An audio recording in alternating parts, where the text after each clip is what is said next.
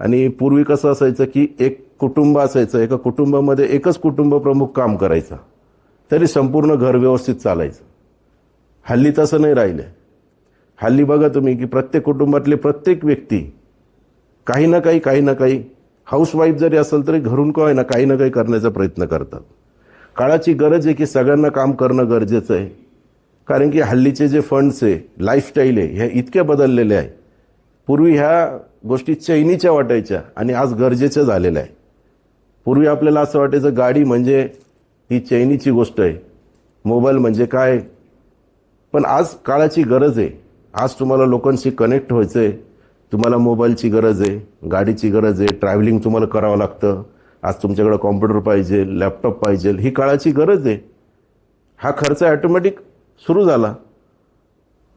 आज आपल्याकडे वेळ नाही आहे. आज आपण प्रत्येक वेळेस शॉपिंग करायला मॉलमध्येच जातो का, की एकाच वेळेस सगळ्या गोष्टी मिळतात, 4 दुकानं फिरायची आवश्यकता नाही. ह्या काळाप्रमाणे आपल्याला शेवटी तसं वागावं लागतं, तसं डेव्हलप व्हावं लागतं. त्यामुळे झालं काय की प्रत्येकाचे खर्च खूप वाढलेत.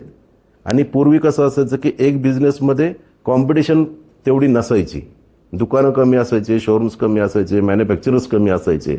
हल्ली अशी कोणती फील्ड उरलेली नाही की ज्याच्यामध्ये मुबलक कोणी मॅन्युफॅक्चरर्स नाही, ट्रेडर्स नाही. आज एक गोष्टी घ्या, 100 लोक मिळतात लगेच. मग याच्यामध्ये आपला बिझनेस कसं टिकून ठेवणार, आपले खर्च कसे आपण पुढचे भागवणार. जर ह्या सगळ्या गोष्टी जर करायच्या असेल तर आपल्याला 2च पर्याय शिल्लक आहे. एक तर आपला जो सध्याचा बिझनेस सुरू आहे त्याच्यासोबत जॉईंटली दुसरा कोणता बिझनेस मी सुरू करू शकतो, किंवा मी माझाच बिझनेस जॉईंट व्हेंचरमध्ये वेगवेगळ्या शहरांमध्ये कसा एक्सपांड करू शकतो.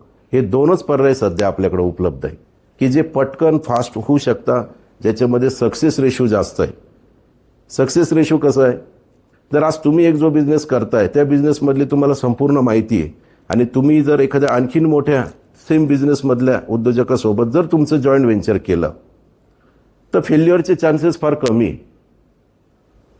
किंवा एखादा वेगळा बिझनेस सुरू करायचा आहे आणि त्या बिझनेसमधला तो एका स्टेजला टॉप लेवलला आहे आणि तुम्हाला अशा काही गोष्टी माहिती असल्या पाहिजे की तुमची स्ट्रेंथ काय आणि समोरच्याचे विकनेसेस काय.